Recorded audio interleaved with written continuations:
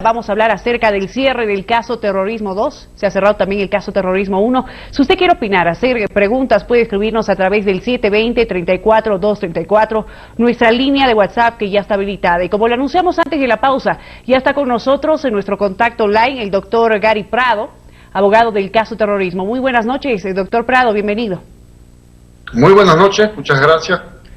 Un gusto estar en contacto con ustedes. Gracias por estar con nosotros. Bueno, después de 11 años se cierra el caso Terrorismo con la absolución de los acusados. Coméntenos cómo han recibido esto. Bueno, de pláceme, realmente es algo que reivindica los valores de la democracia, de la justicia y la libertad. Durante una decena de años y un poco más, en el caso de Terrorismo 2, que es el último que ha sido cerrado, 14 personas fueron ilegalmente e injustamente encausadas, acusadas por el Ministerio Público y el Ministerio de Gobierno de la tiranía de Evo Morales, como supuestos financiadores de un grupo terrorista que nunca existió. Estas personas sufrieron lo indecible, muchas de ellas prisiones preventivas extenuantes, demasiado largas. Otras que ya habían sido sobreseídas en la investigación de Terrorismo 1 fueron incorporadas en Terrorismo 2. Otras fueron extorsionadas, sufrieron exacciones de parte de los fiscales y policías que estaban a cargo de esa investigación. Y finalmente, hace 5 años que el juicio debía haber comenzado y nunca comenzaba. Era una especie de espada de Damocles sobre la cabeza de estos ciudadanos.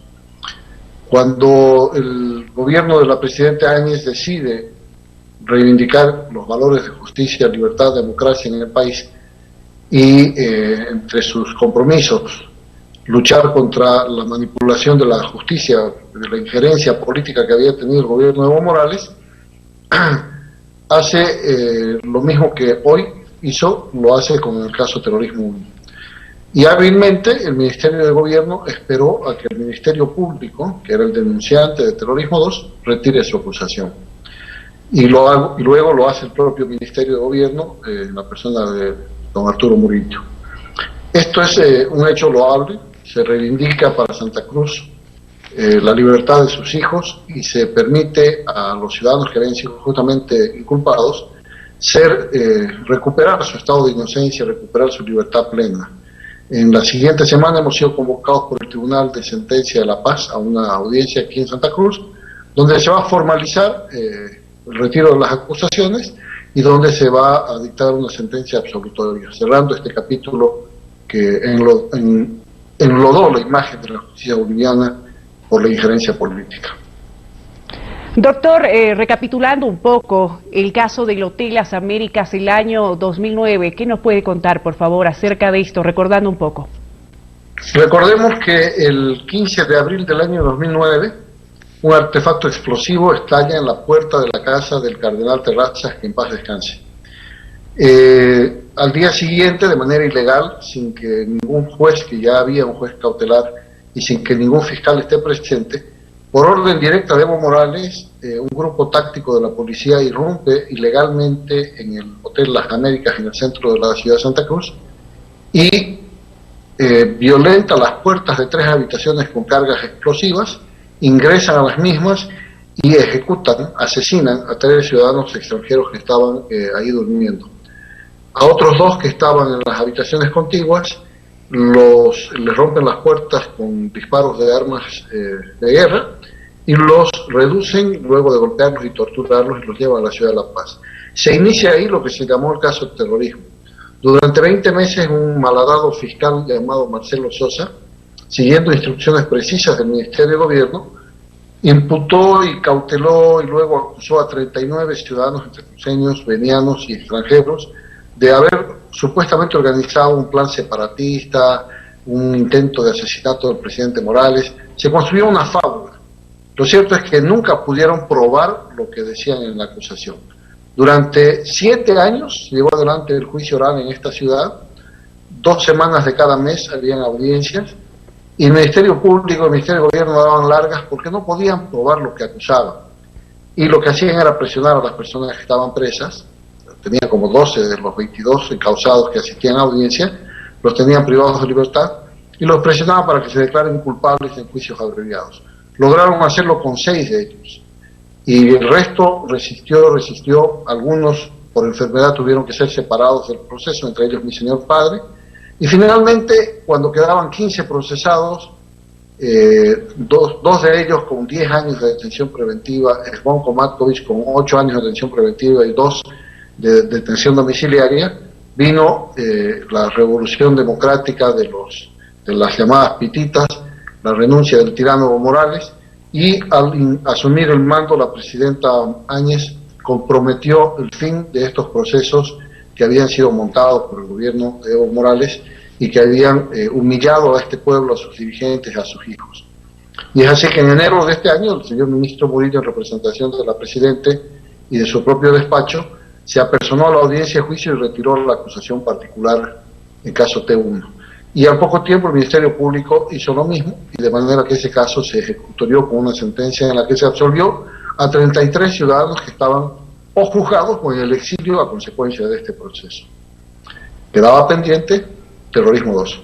Y eso, gracias a esta decisión política y a este reconocer y reivindicar los valores de justicia, democracia y libertad, es que en homenaje al grito emancipador de 2010, de 210 años de Santa Cruz, la Presidenta y el Ministro Murillo nos han homenajeado retirando esa acusación particular y lo propio el Ministerio Público con la acusación pública. De manera que se está cerrando un capítulo en la historia que era una ignominia en la justicia boliviana.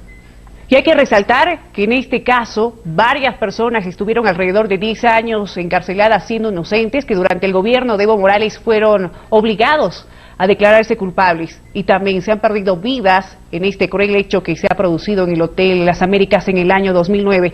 Y quien ha jugado un rol importante también dentro del caso terrorismo y que queda en la historia es el fiscal Sosa, que acabó exiliado, saliendo del país por este caso. Coméntenos, doctor. Marcelo Sosa se convirtió en un peón de la dictadura de Evo Morales para producir el amedrentamiento judicial. Él era el que anunciaba desde la ciudad de La Paz que venía a Santa Cruz con nuevas listas de ciudadanos que debían presentarse a declarar en la ciudad de La Paz, y algunos no volvían, se quedaban detenidos en la cárcel de San Pedro. Lo que no se sabía públicamente, pero sí a sotovoce, para decir por debajo, es que Marcelo Sosa utilizaba la investigación para extorsionar a las personas que investigaban. Les sacaba dinero a cambio de no incorporarlos en sus listas de investigados. Entonces, eso ocurrió durante más de 20 meses. Marcelo Sosa fue el terror, era Torquemada, que venía aquí en rol de inquisidor a perseguir a ciudadanos cruceños. Finalmente, el 2010 concluyó su investigación, acusando, como le decía, a 39 personas, pero alrededor del año 2013 se hizo público un audio en el que alguien que era interlocutor hablaba con Marcelo Sosa y él confesaba que la investigación había sido manipulada, que él había sido víctima de la presión del gobierno, etcétera.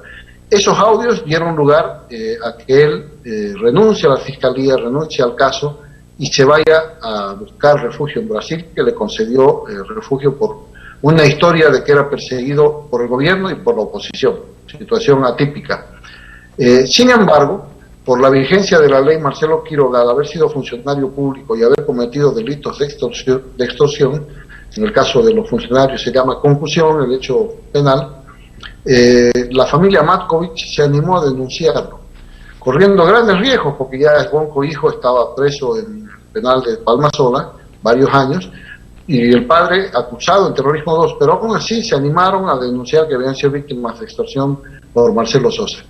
Este hecho, más otro que ocurrió en el departamento de Beni contra la familia Melgar, del ex cívico beniano Alberto Melgar, provocó que se le inicie una investigación que terminó en un juicio, como se lo puede juzgar en ausencia por rebeldía, dado que él era funcionario público, se lo condenó a 12 años de cárcel que deberá cumplir ni bien ponga un pie en Bolivia. Actualmente está en Brasil, gozando los millones que extorsionó, pero en algún momento o Brasil lo va a expulsar o Bolivia va a lograr su extradición y el hombre va a tener un compromiso con la cárcel de Palmasola, donde va a cumplir 12 años de detención. Ahora, con respecto a este caso, doctor, muchos se preguntan cómo es que llegó Eduardo Rocha a Bolivia en aquel entonces, en el 2009. ¿Cuál era su verdadera misión? ¿Qué nos puede comentar, doctor Prado? La Fiscalía nunca pudo comprobar lo que en teoría sostenía, que el liderazgo cruceño había pagado pasajes para que Rocha llegue a Bolivia. Tenemos nosotros más bien información de que Eduardo Rocha vino a Bolivia financiado por el gobierno de Hugo Chávez. Hay una evidencia de que la tarjeta de crédito que se utilizó para el pago de los pasajes de Rocha y de otro ciudadano húngaro que llegó a Bolivia, estuvo 3 meses y se fue, y sobre el que nadie ha investigado nada, esa tarjeta de crédito correspondía a un coronel del ejército venezolano que fungía como secretario privado de Hugo Chávez. El coronel Félix Osorio, que después fue ministro de Alimentación Popular en la dictadura de Hugo Chávez en Venezuela. Hasta ahí se sabe que ese pasaje fue pagado en la ruta Budapest, Frankfurt, Madrid, Sao Paulo, Brasil. Y de ahí él entró por tierra al país. ¿Para qué vino? Tenemos la teoría de que él vino en condición de agente provocador, de que él, siendo un comunista de origen, de familia, y vinculado a los cubanos y venezolanos como estaba comprobado, utilizó el argumento de que había combatido en la guerra de Kosovo, en los Balcanes, en la década de los 90, como argumento para ofrecerse al liderazgo cruceño para defender Santa Cruz, que ya había sido amenazada con unas marchas que promovía el dirigente del CONALCAM y senador masista Fidel Surco. Entonces él se ofrecía como un conductor de una defensa de Santa Cruz. Nadie le creyó el verso, pero mucha gente lo escuchó, mucha gente tuvo contacto con él por una u otra razón. Y todos esos contactos telefónicos, por correo electrónico, se utilizaron en la investigación después de que mataron a Rocha como elementos supuestamente probatorios de una vinculación con un grupo terrorista separatista.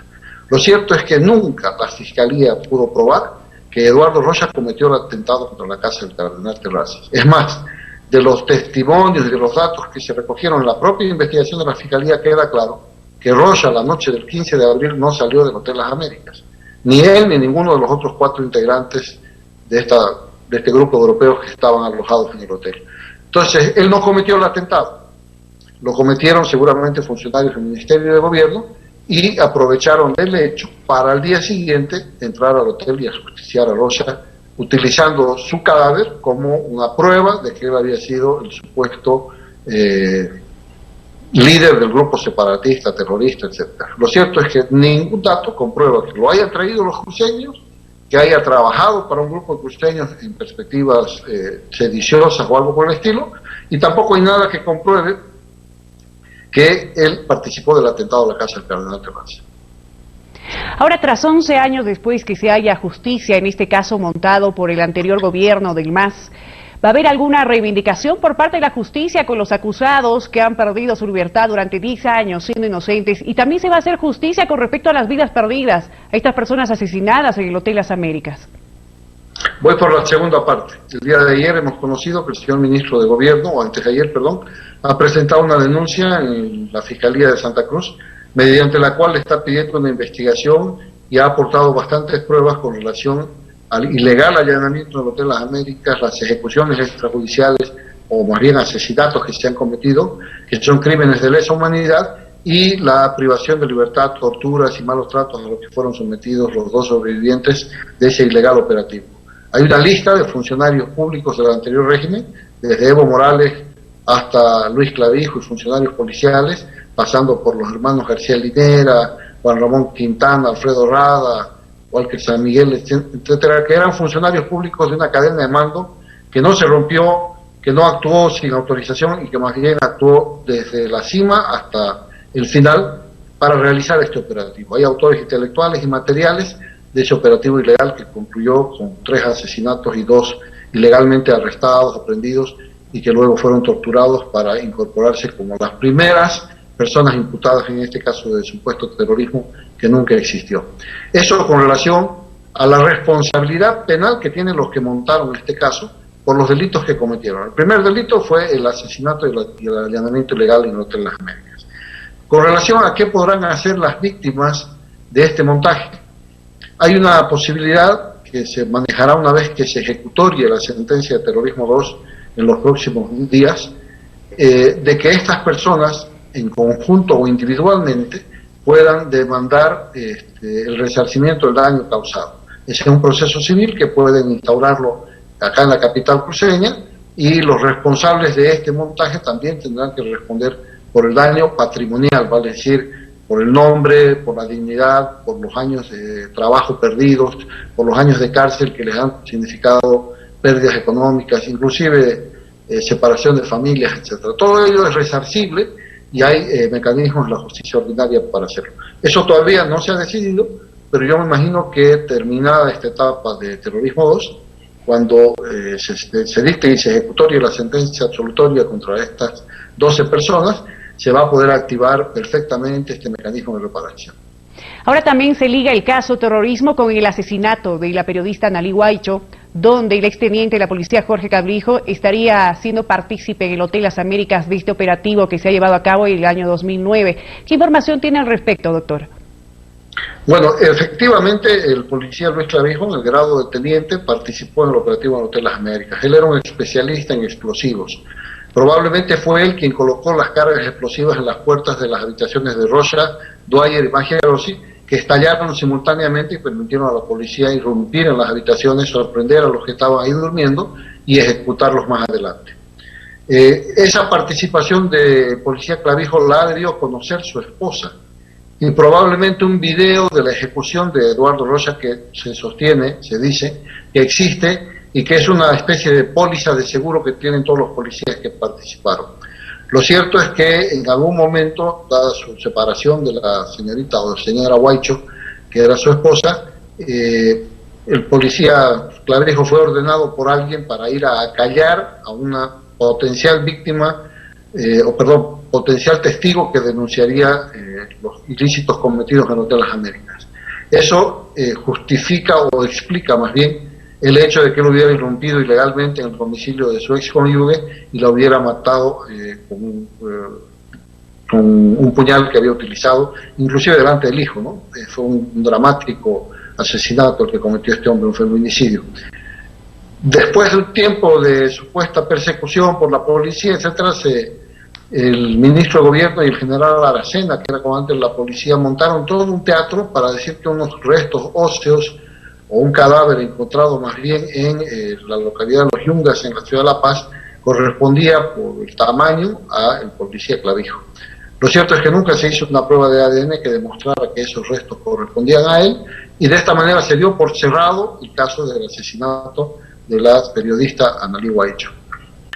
Nosotros recogimos información de muchos policías en servicio activo, policías leales a su institución y a la Constitución, que nos decían que el policía Clavijo estaba vivo, que había estado un tiempo en Venezuela y que estaba habitando en unas poblaciones cercanas al lago Titicaca bajo un seudónimo, escondiendo su identidad.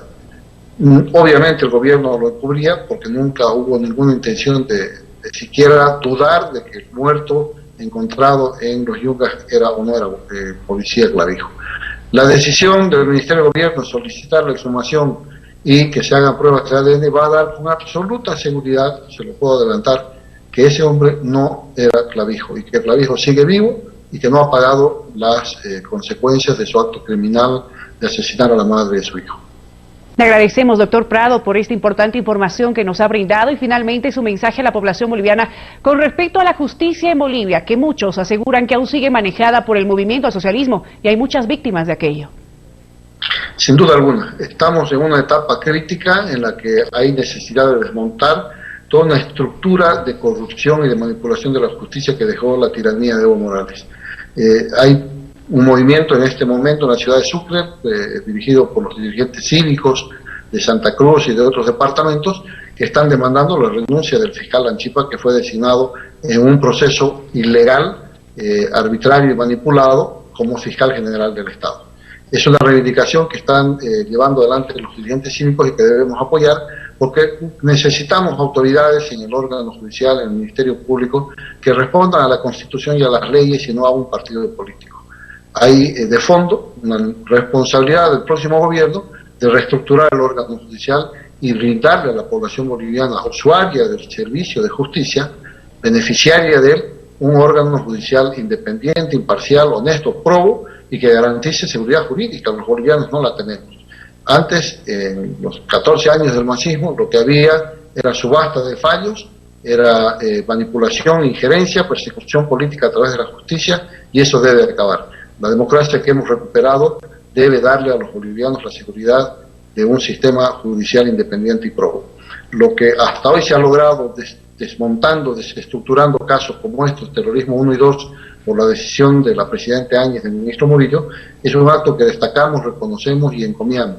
Y pedimos a la población que no deje de exigir a quien venga a ser el gobernante democráticamente electo que avance en estos pasos decisivos de recuperar el órgano judicial para la ciudadanía boliviana.